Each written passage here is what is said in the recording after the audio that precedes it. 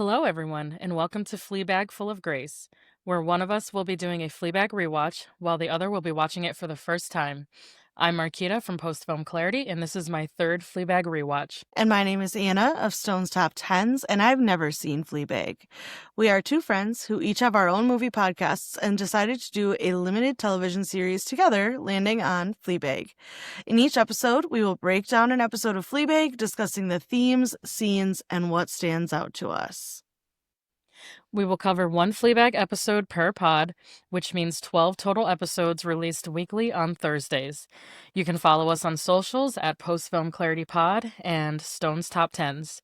You can email us at either of those addresses at gmail.com. If you're enjoying our content, feel free to check out our respective podcasts of Post Film Clarity and Stone's Top Tens wherever you listen to your pods. Let's get started. Let's get started.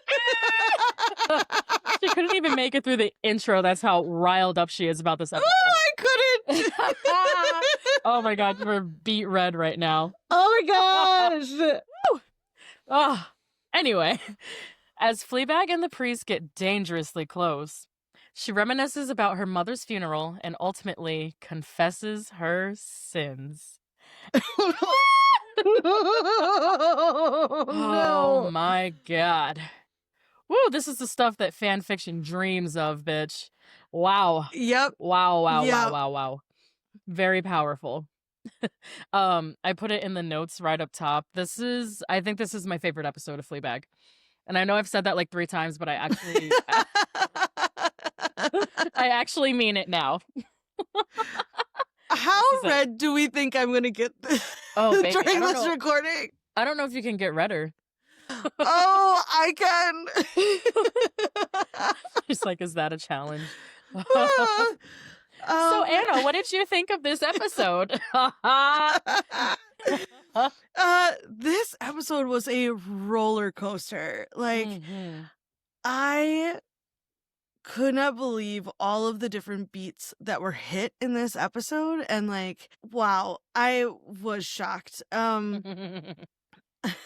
I want to start with that Quaker meeting because what an interesting concept. And I have more on this idea of like silence and Quaker beliefs a little bit later. I couldn't help thinking he says like, this is probably your hell, but what a terrible place to put Fleabag. Someone who is physically incapable of shutting the fuck up. Yes. Yeah. Yes. But also like, what an interesting exercise, because like I don't do well with silence. I have music on all the time. So like I'm fine like with me being quiet, but like I don't like the world being quiet. So like I want nothing more. I have headphones or earplugs on like most of the time. I don't want to be hearing shit for real. I have headphones. I sleep with earplugs in. I don't want to hear anything, like pretty much ever. I have headphones on, but there's always music. Like, even when I'm reading, I do better with like instrumental music, or sometimes like they're not even on. I'm just wearing them. Yeah. I thought it was an interesting concept, and I wondered how I would react in that situation. I felt like I would probably be like Fleabag, and I would probably say something really stupid and inappropriate just to like break the silence. Oh, that's funny. Yeah, I feel like I end up being friends with a lot of people who are incapable of just shutting the fuck up. And I don't have that urge. I think maybe it's an only child thing, because I did grow up as an only child in the middle of the woods. So I was just quiet. If there was nothing that needed to be said, there was no noise that needed to be happening, then it just wasn't. Maybe I just grew up, I guess, pretty quiet. I don't know. Like I said, like I don't need to be feeling the noise.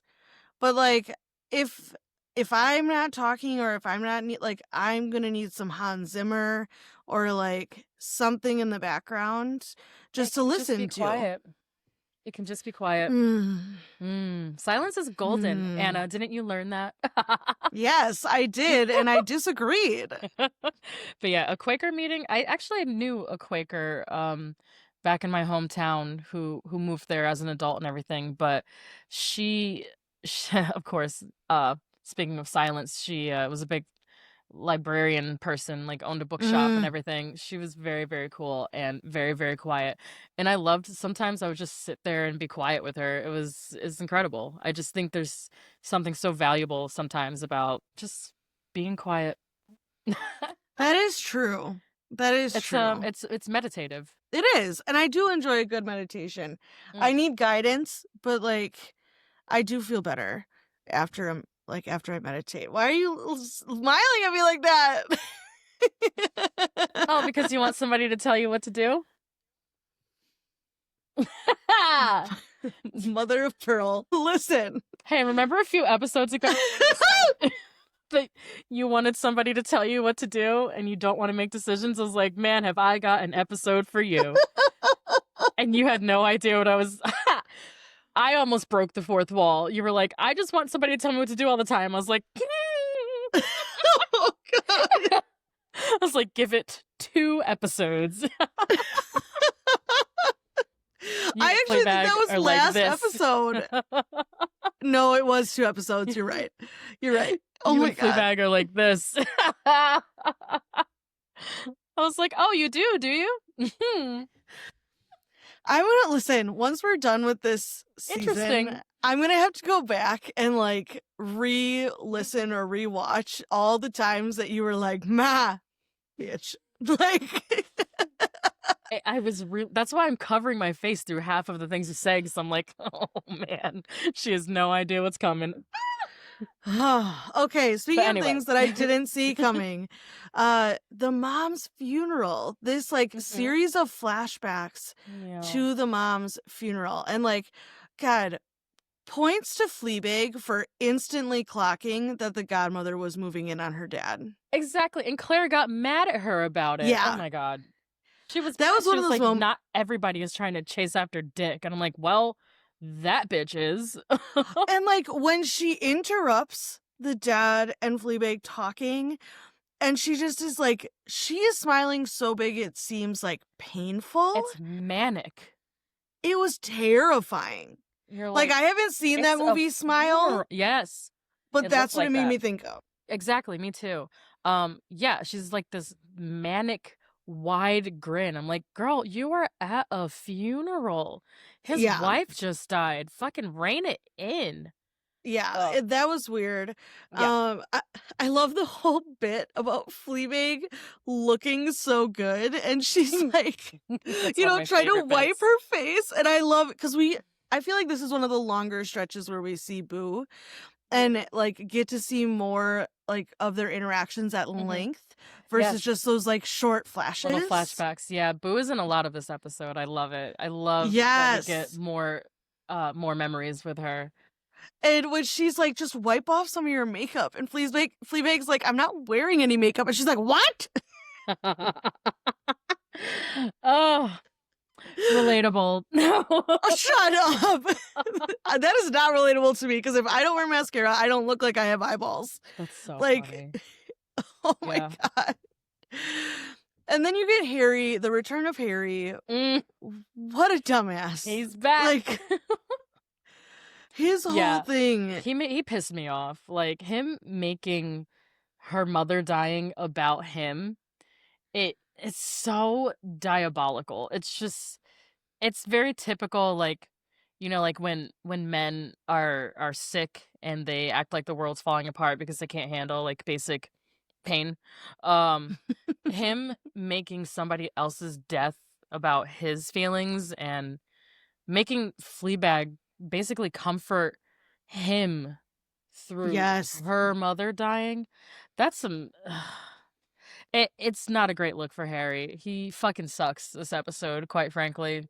When he was like, it's really hard when you actually knew the person. I was like, no shit. She's like, yeah, that was my mother. What?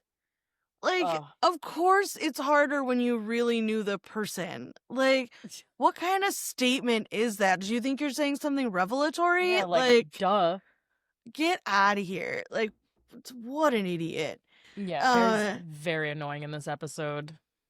yeah. But what really got me about the whole flashback with the mom's funeral was the scene between Fleabag and her dad. You know, Claire kind of snaps at her and is like, "How could you be eating right now?" And she goes, "Do something." So she goes to go talk to their dad. The way he talks about his wife, and even the way he talks about Fleabag and Claire, he we see a genuineness out of him that I feel like he's always genuine, but he's not quite as clear as he is in this scene where he is just like, I was jealous of her ease in different areas and, I loved her. And, he kind of makes fun of how Claire doesn't have the fun gene. And that's like what gets to Fleabag. Mm. And I found that scene, listen, if you're a listener, you know I'm a crier. I made it through the episode, but like it was touch and go. And this scene is why it was touch and go. Yeah. It was also, speaking to that same scene, it's also really nice to see. I think this is the longest stretch ever that you see her father speak. Um, And be alone with her. yeah, yeah. Yeah. It says so much, about how that loss changed him, where we meet him, Mhm. 2, 3 years after his wife's death. He's not the same. Um, and he's not as articulate, and he isn't as I mean, even here, though, he is already kind of just like, "Oh, well, chin up, we'll be okay," and Yeah. just, like, pats her on the head and runs away, but, like, he's gotten even worse since then Mhm. in dealing with Fleabag and Claire and dealing with, like, their grief and his grief on top of it. It's such a revealing scene. It's one of the only times her and her father are together in the whole series, so it's just very interesting. I also want to shout out like, I don't know how to say this, like the cinematography, the Mhm, choices that are made so she's with the priest and they're talking about funerals and weddings, mhm. and you see her start to slip, and because he's kind of prying into her past and she doesn't want to talk about it, and Mhm. she kind of lashes out at him, and then she literally is running away from it again, very reminiscent of like the finale where she's like running away from what happened with Boo. But Yeah. this time it's like she's running away from all those memories of the funeral. And it's like you get a shot of her and then you get like a snippet of the funeral, and you can almost feel that anxiety rising as she's like starting to have to face these memories. Oh, yeah. I think it's a really good I love that cafe scene, by the way.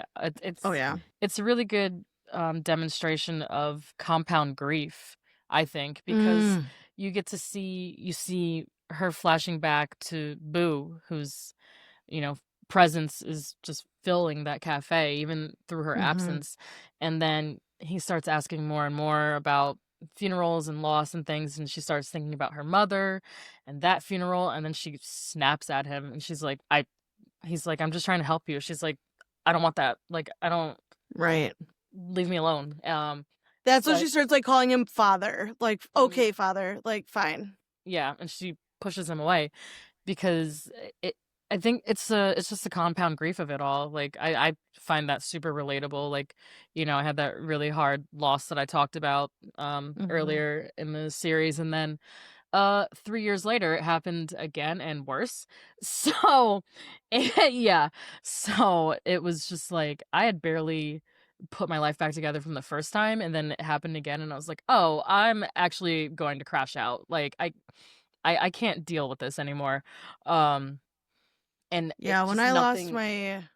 when I lost my aunties, I lost one, and then it was literally 2 weeks later, Yeah, and we lost the other one, and it you're was like, like "This has gotta there be a was fucking joke." no Yeah. there was no being able to it, like you said, it's compounded. It's Mhm. just overwhelming. Compound grief is tough. I feel like it just amplifies. You're kind of just like vacillating between grieving one person or grieving another person or grieving another person, and it all just bounces off of each other, and it makes it so much harder to heal.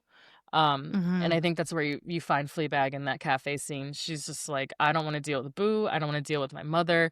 I don't want to deal with the present, with you, with the priest. Mhm. It's a lot going on in that scene.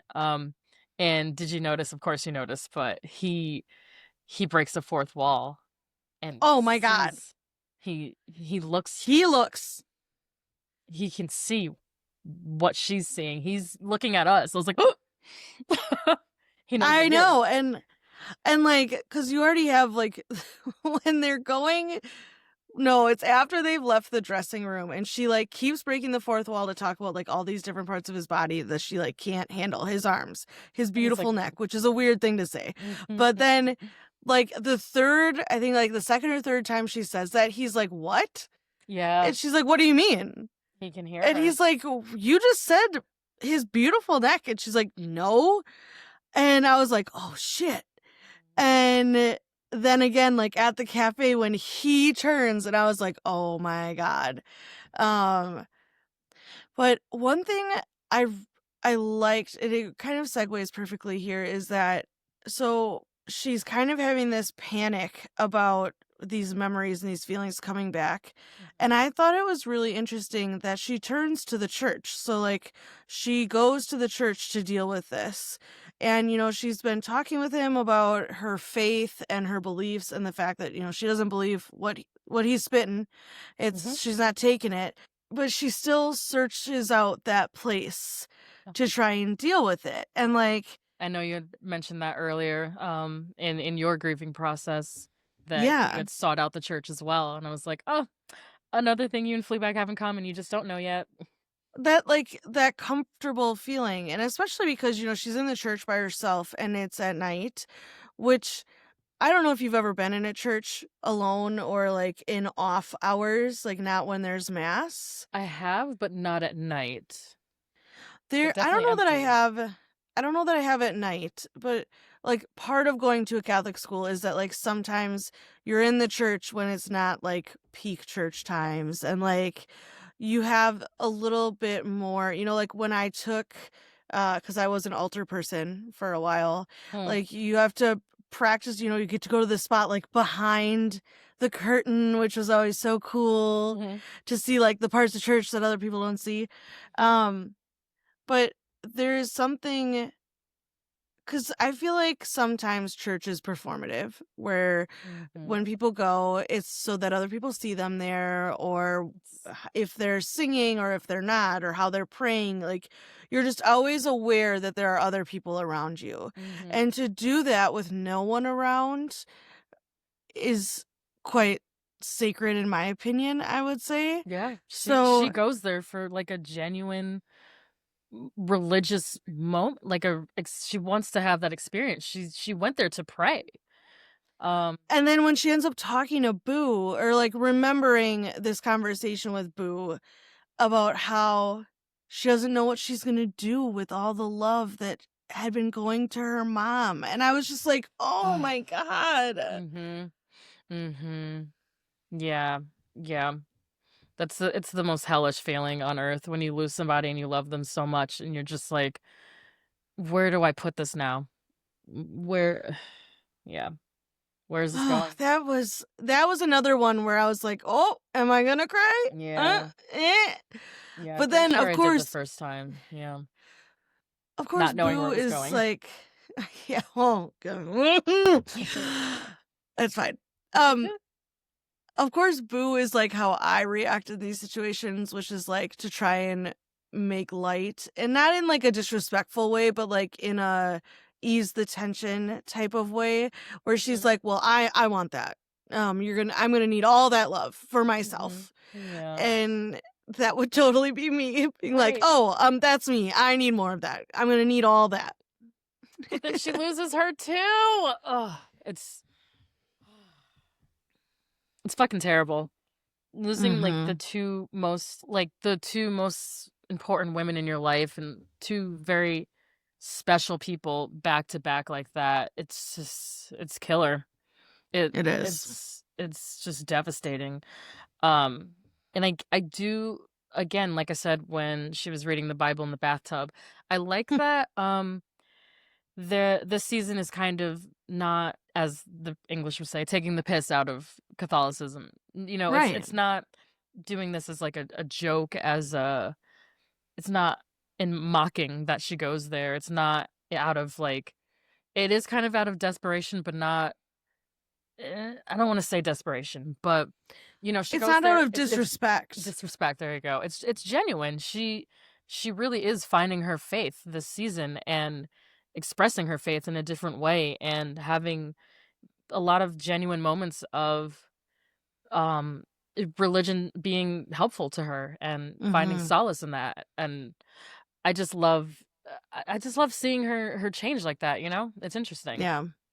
And her connection too. So like her connection isn't directly to the church.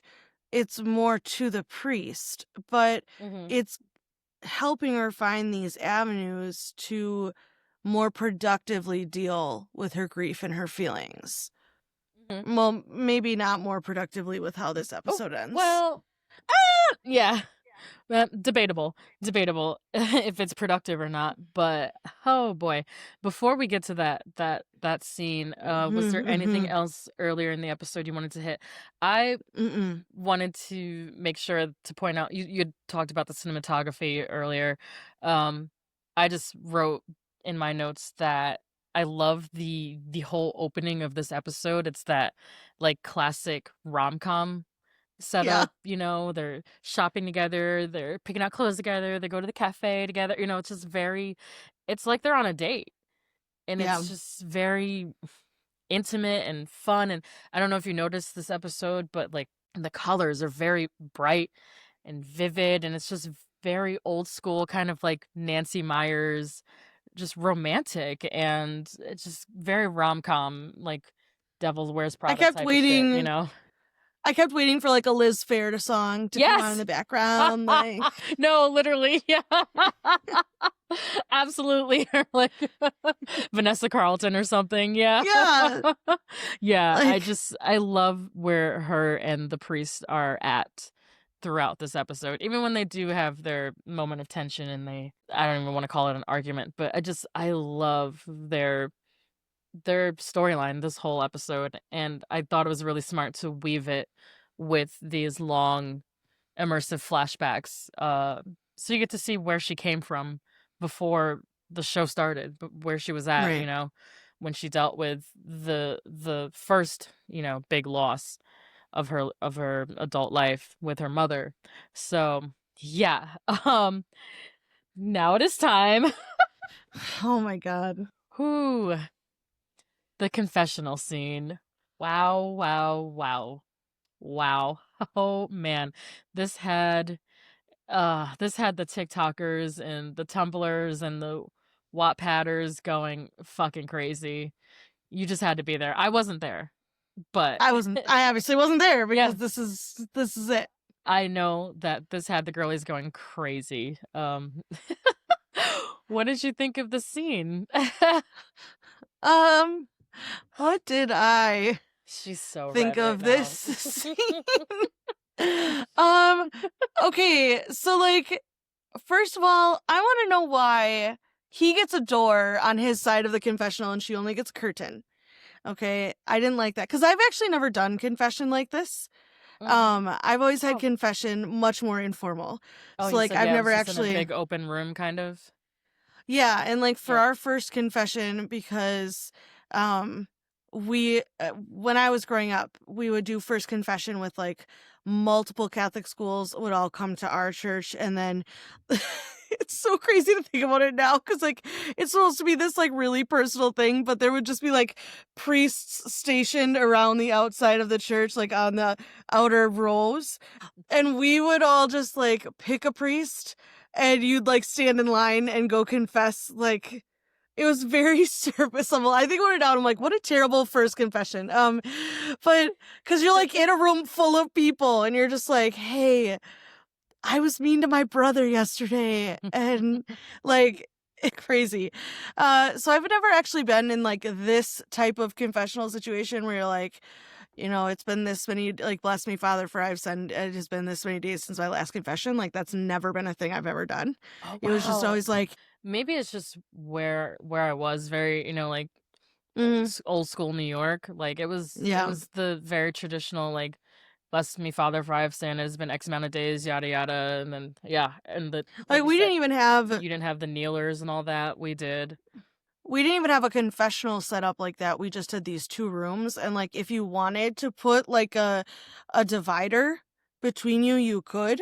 Hmm. Because there is a level of anonymity, even if you, like, who the other person is. Hmm. But, like, you can feel it, and you can feel Fleabag feeling it when she's in the confessional, and it's just like that screen, she can't see him at all, that she does start to kind of give into it and just, like, embrace this feeling of, like, I'm gonna tell you all these terrible things that I feel, Hmm. and you're gonna help take that weight away from me, which Yep. is beautiful. And she goes into it and she's like, "Oh, so you can hold this against me?" And he's like, "No, so I can No. help you carry it." Hmm. Oh, it starts off very genuine and like beautiful. I mean, it ends up, whew, in a very different place, but they really start with the best of intentions, I think. But yeah, Well, and where I'm from, we had the more traditional like the booth, the screen, the all of that, the two doors. I don't know, yeah, like that's how the churches I remember were set up growing up. But I never went in them, of course, because I wasn't allowed to, because I wasn't Catholic. correct. But I feel like, God, it was heartbreaking to listen to her talk about how scared she is and how she feels like, and of course, at this point in our journey with Fleabag, where she's coming from when she's like, I just want other people to make my decisions for me because obviously I'm not doing it right. Mhm. And I was just like, Oop. oh, dang. um Gotcha, bitch. Direct hit. Listen, there's been a couple of those this season. I told you they were coming. But she is being, I actually kind of blame him for where this goes because she is being extremely vulnerable and she is giving in to the actual act of confession. And he's the one who takes it in a romantic direction. Yeah. Yeah, there was a lot of I don't agree with all of it, but there was a lot of online discourse about um some there was a section of Fleabag fans who were saying that the priest abused his power in that situation, that he took advantage of her, that it was predatory. And while I don't agree with that, I do think that some people saw it maybe as like a skewed power dynamic with him going in there and telling her to kneel and kissing her. He initiated all of that, of course, but I did not find it predatory. I saw it as more so they they kneel together, you know? Mm-hmm. They're eye to eye on the ground together. Just I think he was just caught up in how vulnerable she was being when she had shut him down and rejected him trying to appeal to her vulnerability earlier in that same Mm-hmm. day, I think, right? Um, I think it was just him kind of really falling for her and appreciating that she was so vulnerable and tender with him. I don't see it. How do you see it? I'm not reading it as predatory or that he was taking advantage of her, but I don't know. What do you I think? can understand why people would have that perspective for sure, especially with like a lot of the narrative that of abuses of power that have come from the church in the past like 30 years. Mhm. I do understand where people could feel that way. And also, she is being vulnerable, and there is kind of a I could see why people would feel like it is an imbalance of power because she's revealing so much to him and she's kind of laying herself bare, and she wasn't for once trying to put herself in this situation. But I don't it did not feel predatory to me upon this watch. Like, I didn't think Okay. that he was, targeting her. It didn't feel like, a long con. It didn't make me Right. question if this had been something he'd been planning. It feels very spur of the moment, Yeah. To me and too. she also reciprocates. So, she's shocked at first, but then she's very enthusiastic. Mhm. And I think that plays into it too. If she didn't react that way, I would probably feel differently. Right. Yeah, But that's kind of how I was reading it too. I wanted to gauge where you were at with that because there is some discourse. I don't know if it's coming from people who are religious or maybe not religious, but there was definitely a subsect of Fleabag fans who were like, "Yeah, he shouldn't have done that. He shouldn't be a priest if he's gonna feel that way or do those things." And I was like, I mean, yes, of course, but he's also a human. He's a right. human being who wasn't a priest his whole life. Learned that in the first episode of the season.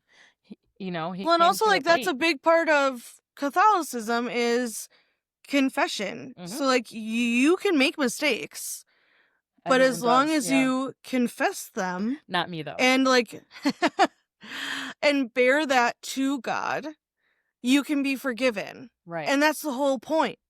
And that So like includes the leadership. Yeah. correct. Correct. So, I love the bit about God, like, reaching out and, like, he the painting falls in the back of the church just as they're, like, getting real hot and Mhm, heavy. mhm. I love the part when he's, like, trying to reach that alcohol and he's just like, "God help me," and then it, like, pops out. It just lands in his hand. And he's like, "Thank you." I love that running bit. That Mhm. will always be funny to me. Uh, but God, the look on his face when he walks away, and I don't think it's her. Like, I don't think he's making that face at her. I think he just feels deeply ashamed that Yeah. he lost that control over himself. Mhm. And also probably like confused as hell because he's obviously having genuine feelings for her. And like he's talked about how much he enjoys being a priest. Mhm. He's talked about all the different aspects, like what it brings to his life and how he feels like he is helping others. That would be immensely confusing. Yeah. Yeah, I think it is he like I said, he's a human, he made a mistake, he broke his vows to some degree, he slipped up, and I think when that picture falls and it snaps him back to reality, he's like, "Oh, shit. I shouldn't be doing this," but I Mhm. don't yeah, I think I don't know how to put it. I just think that it was, like a mutual vulnerability there that really kind of that ramped things up Mhm. attraction-wise, and, um, man, that was a hot scene. Wow. Oh boy. Speaking of Yeah. which, yeah, this this leads me right into my behind the scenes that my side quest deep dive that I did this week. I I ended up finding I'm probably gonna link it in the show notes. I ended up finding this amazing academic article in I think it's part of feminist media studies. Ooh. Uh it's a journal. Yeah, I think it's an online journal. Anyway, the research article is called Neil, Hot Priests and Confessional Affect in Fleabag. And it's written by Rachel Sykes, and it's a research paper about season 2 of Fleabag. And the priest character and their relationship. Some really interesting tidbits that I pulled out of it were, the collective question, "Why are we so goddamn horny for Fleabag's hot priest?" Which was another academic article. Um, the, summer 2019 when this premiered, She dubbed it as Hot Priest Summer. And at the time, and this is statistically, this is research proven, uh, Pornhub reported a 162% surge in searches for religious pornography. Take that in. Yep. Oh, Uh-huh. jeez. You're like, okay, so don't search that later. Got it. Got it. 162% surge in priest porn in 2019. This had Yikes. worldwide effects on people, especially women. Google searches for "can priests get married" rose 170% worldwide. Echoing the frantic web searches that Fleabag performed in episode 2. Yeah. Let's see what else I found. There was Rachel Sykes basically uses this whole season, but especially this episode, to kind of um, draw a conclusion about acts of confession and how the Mm, show uses her directly addressing the audience. And then during this episode, we get this switch where she's not directly addressing us anymore. She's confessing to the priest. yeah. We were her confessional. We were her, you know, go-to. And then she literally turns away from us at one point and turns to the priest and becomes vulnerable and starts confessing to him directly. And how just how monumental that change was throughout the narrative structure of season 2 of this show. It's a really great it's a really great research paper. I didn't get to finish it yet, but it's fucking good. Um, the I guess Saturday Night Live in 2019 had also commented on Fleabag. I didn't know this. I wasn't watching at that point. But there was a joke on Saturday Night Live about the horn storm that Andrew Scott's portrayal of the hot priest was, uh, how that was impacting culture.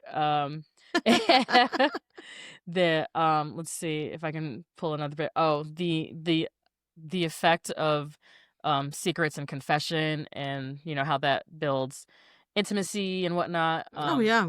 And how it's sexual without being physical. Yeah, I could see that. It's Yeah, and how it also offers people who have that kind of confession, whether it be religious or otherwise, how it offers people redemption within like institutional and secular forms. So I'm probably gonna link this in the notes. It gets a little dense at some points, but oh man, it's so good. That's so Um, cool. I yeah, love when people, like, get to really dig into a topic they enjoy and that's not, like, conventional. yeah, That's yeah, some of the best shit right there. and it's so modern. This is obviously written in 2023, so it's very up to date as far as just what's I going got to on write a culturally. paper I got to write a paper in college about Pirate Radio, the movie Pirate Oh, Radio, cool, and, yeah, like, Philip Seymour Hoffman. being able to use the term "sextational Saturdays" in an academic paper was, like, a highlight. That's so funny. I think my very first college paper I ever wrote was about the TV show Arrested Development. So Mm, I'm I'm right there with you. yeah. But yeah, so that is my kind of behind the scenes deep dive this week. Well, what Catholic question do you have for me this week? Ooh, okay. So this episode, I wanted to ask you about your experience with Catholic funerals, and if there's any traditions that you like or dislike. What's been your experience, and have you only been to Catholic funerals? Like, I just wanted some insight into basically Fleabag's mother's funeral and how that was, because we didn't get to see too much of the ceremony itself. It was like the before and No. after of it. So that's really weird. I've never actually thought about if I've ever been to a funeral that wasn't Catholic, and I think I haven't, Oh wow. because my family is very Catholic. and a lot of, in Wisconsin, we have a pretty large Catholic population. So, Mm, like, a lot of people I know, especially the fact that, like, I went to Catholic school. So there's just, like, a lot of ties there. yeah. I would think this is probably going to shift as I get older because I have obviously made friends outside of the faith. And I've already talked to my husband about, like, how I want my funeral to go and that I don't want it to be like that. Um, Okay. I have very specific things that I want. Okay. I want everyone to Irish goodbye. Yes. That seems I don't very want fitting. anyone to say anything fake. Don't say I was a ray of sunshine. We know it's not true, okay? Um, I want everyone to bring a book Okay. and just throw me on a pyre and let it go. But there is something to a Catholic funeral. I've been to very good Catholic funerals and I've been to some quite atrocious ones. Oh, okay. Um, and one thing that I do like about a Catholic funeral is that there is this like, um, ritual to it where you're familiar with because it is a mass. Mhm. And when you're grieving, again, I want to be told what to do because I'm already like so consumed by these feelings that I don't want to have to think about like what I'm going to do or when I need to do something. So like that ritual part of a Catholic funeral is beneficial in my eyes, I guess. There is like a moment where the priest like brings incense around the casket, which has always like really stood out to me for some reason. Mhm. But one thing that can really break a Catholic funeral is if the priest doesn't know the person who passed or like they're so okay, my grandma passed away almost a year ago Mhm. and uh one of my mom's cousins is a priest and he did the mass. And it was really nice to have someone who knew our family and knew my grandma and could make these references to our family and like he referenced his own memories like growing up with her and that was Oh, that's wonderful. beautiful. Um but I've also been at a funeral where the priest could not even remember the deceased's name. Oh boy. Yep. Mhm. And that I thought I was going to have to bail my husband out of jail. Just Like, like going through the motions, like, oh, Jenny. It's like, no, yeah. it's Ginny. Yeah. Yeah, that was brutal. Uh so I am actually kind of interested now to see, at some point in my life, I'll probably see a different type of funeral and like Mhm. how that compares. Mhm. I definitely think like our generation is probably going to have some pretty weird ass funerals the same way that we have some pretty weird ass weddings, right? We're kind of like we're not going to deal with tradition. We're just That going was to yeah. We're very anti-tradition, I think, and very very unserious as a yes. generation. Even our funerals, I feel like are gonna be a little outside the box, I'll say. Yeah. Because the weddings sure Uh are. You're right. yeah. Yeah. I do want to talk about the Quaker meeting because I was like, I'd never heard of this. Yes. And I was like, I gotta look this up. I gotta see if this is a real thing. Yeah. So I went to Quaker.org, Mm. which is a real website. Yep. And they had a whole page about like silence and worship. So they talked Mm. about the fact that like within the Quaker faith, Mm. there's no like formal worship leader. They have like, they all call each It's like other a friends. circle. Yeah.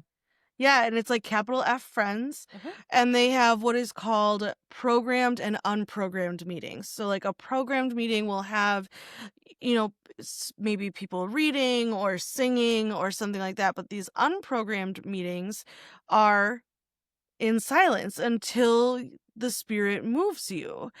And there was this quote from William Penn that I think really embodies this idea of silence within the Quaker faith, which was true silence is the rest of the mind and is to the spirit what sleep is to the body, nourishment and refreshment. Mm. And it was like, oh my gosh, of course, like if that's how you are feeling, that would be absolutely integral to your faith. Yeah. And then there was another part of the website that talked about the fact that the goal of the silence is to make you more receptive to divine revelation.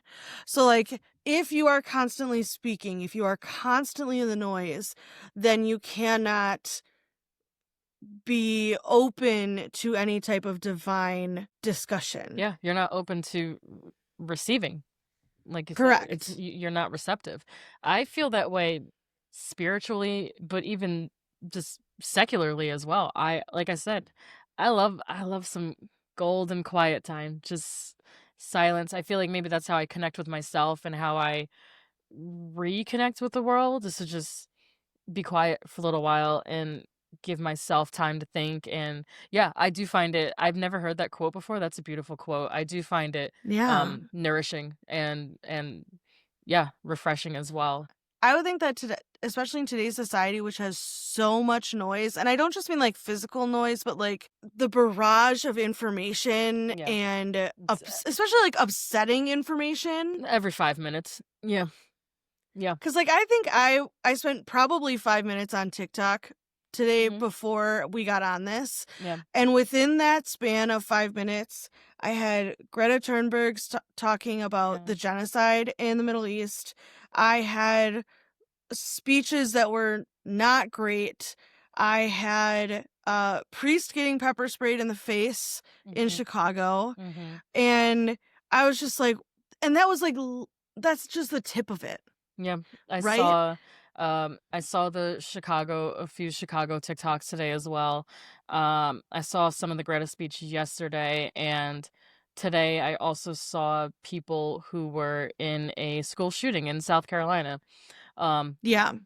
all within, yeah, a couple scrolls of like jokey joke music. Oh, Taylor Swift's album sucks. Then a school shooting, then a genocide. It's just like, I we weren't made for this. We weren't made No, for. and it is so much noise. We're like, this seems very timely.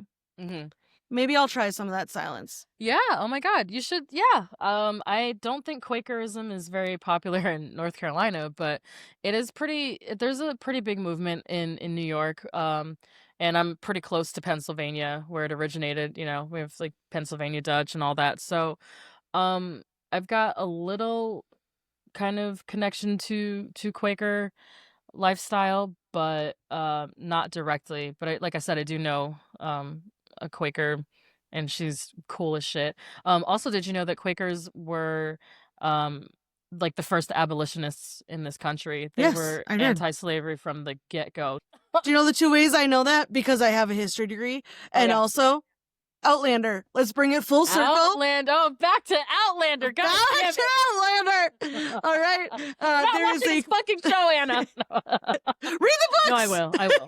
I will. It's But just so many episodes there is a Quaker storyline within on Outlander. and like and in Okay. Outlander, like Claire is an abolitionist because she comes from Okay. the future, and she's like, this is bullshit. Yeah. And like people ask her, they're like, are you a Quaker? Like, where'd you get That's these funny. ideas? And she's like, from my head. From my head. Like That's very funny. I didn't know that. Yeah. I don't think. Oh, there's also a whole North Carolina season of Outlander, isn't there? I heard. Oh yeah. Yeah. Oh, Yeah. I don't know if it's North or South. I think Sorry. I think it's North Carolina. I think it is too, but That's funny. I'll watch it yeah. one day. I promise. I promise. Mhm. Mhm. So I feel like this episode was very much like people we knew, but did we get any new characters? We actually did, but I can't figure out who they're talking about. I think it's one of the people who came up to Fleabag at the funeral. He's credited as full Bushman. I'm Like, sorry. full Bush What? man. And I'm like, where was there Bush in this episode? Am I missing something? I couldn't figure out who they were talking about. Actually, let me see if I can find that right now, because it's kind of driving me crazy. I just saw it in the I was wondering if it was the guy who speaks up in the Quaker meeting and says that he might go home. He has a very nice head of hair. Maybe. Let's see. Full Bush, man. I know. I'm like, safe search I love on. that you're Googling this and not me. I just want to see his face. Yes, it's the full bush mustache. Okay. It's it's the bald guy with the mustache who comes up to Fleabag. I thought so. At the funeral. Yes, their upper lip is what they're referring to. That's funny as fuck. That's even funnier because he's bald. Oh my god. Oh my god. Damn. Phoebe really snapped with that one. Oh jeez. So that's the only new character name that we get in this episode, but it's a good one. And what was your favorite fourth wall break of this episode? Oh, mine is right at the beginning. I loved, like, so they're in this rom-com-y dressing room situation, and I love too that he's like trying on priest robes for her. Like, in the fashion show moment. Yeah, and when he goes back in, she like looks over her shoulder at us and smirks, and I'm just like, oh. I love that. That was it. That was it for me. I love. What about you? Whole sequence. Mine is when he looked at us. Yeah. Screamed the first time I saw that. I had no idea, even though I had already been hearing about Fleabag for like 4 years before I had seen it, and Kate really, really highly recommended it to me. But I didn't know story-wise what was going on all the way. I just knew little bits of what was going to happen. But when he turned around and looked at us through the camera, I was like, oh shit, he could see it. Like, it blew my mind. I was like, oh, this show is next level. It's doing something. Woo! It's that very visceral way to portray feeling seen and being seen. Yeah. I was like, oh my god. Oh, he can see us. He can, and through him being able to see us, we know that he actually sees her. He can see. Yes. Oh my god. Oh. Mariquita, that's like one of the most beautiful things you've ever said. Aw, thanks. Yeah, she's seen by him, whether she wants to be or not. But yeah, I think I had mentioned it in a couple episodes prior that there was a fourth wall break that is my favorite, and it's this one when he's like, what was that? Like, what are you looking at? Oh my god. Woo! So powerful. That's great. That's great. Chills. What about your favorite dialogue? So I had 2 from the funeral sequence and 1 from the Quaker sequence, actually. So the one that is just really, I fear, like the most me is when when Fleabag keeps complaining that she looks so good, and she's like, oh my god, Mariquita! It's true. And she's like, no matter what I do, my hair just keeps falling in this really chic way. And she like points at it and she's like, oh. Look at these girls. It's so perfect. You guys. Listen, I have never once felt that way in my entire existence. I hope you feel that way one day. It's really once you feel that way, you're unstoppable. You're just I'm glad you feel that way. You're a menace for the rest of your days. And then the other one was from her and her father's conversation, where he says, well, Fleabag says something about Claire hating her or being mad at her, and her father's like, she doesn't hate you, she just didn't get the fun gene. She's just not fun. And yeah, you know, it just really points out the differences between the sisters, and we definitely see that play out, especially what was that, last episode, 2 episodes ago, the women's conference. Just the difference in how they have fun. yeah, for sure. So I love that quote from the father. And my last one is when she asks the priest, my tits ruined your peace. When she says what she says about her boobs in the Quaker meeting. What are yours? Yeah. Right at the beginning, he says something about like her looking on the bright side or something. And she says, "Don't make me an optimist. You will ruin my life." I love And that I was quote. like, yes. I don't think I've ever been called an optimist, and I really don't want to be. So, Mhm. um, and then I have another quote that goes right with yours about the fun gene. Mm. And this quote almost wrecked me. And I think part of it is because I don't particularly feel like a fun person. And so, like, when the dad is talking about his wife and he's like, she just knew how to be fun, how to be kind. She just knew. I'm just guessing. And I was like, because, like, my husband is fun. Mm. Okay. He is a fun guy, not a mushroom, but But he is fun. And I am like, not. you don't think so? God, no. Absolutely not. And like, I think I just like saw a moment in my future, like talking to someone and being like, Brandon was just fun. And like And you're like, I don't he know. knew how to. Yeah. And I'm like, I'm just guessing. And I don't think you're not fun. Well, thank you. But I don't think I'm fun. When the priest, like, okay, when she shows up to pray, he's definitely already been drinking. Like, Oh yeah, he's buzzed for sure. His nose is and all red. yeah, and she comes in and he like shows her the first robe he ever bought, and like he's talking about the fact that he like bought it in Rome and it was like 2 years before he could actually wear it, but he wanted the like it's such exact a beautiful shade robe, of too. plum. That's my favorite shade of purple. I'm wearing plum pants right now. I love that for you. But he's like, you can only get the right shade of plum in Italy. In Italy. And then he says, sometimes I worry I'm only in it for the outfits. Such a diva. I love a diva man. Oh my gosh, it was so funny. I just died and I was like, valid. The robes are pretty cool. And they're probably comfy. They're beautiful. Yeah, they're beautiful. I picked yeah, I think the what's it called? A lot of the images, a lot of the stills that I picked from this season for our socials are him in the robes. They're so beautiful. They are. And it's part of the image that I picked for our season 2 artwork as well. Hell yeah. That thingy, I don't know what it's called. The like sash. I think it's called a stole. I think. A stole?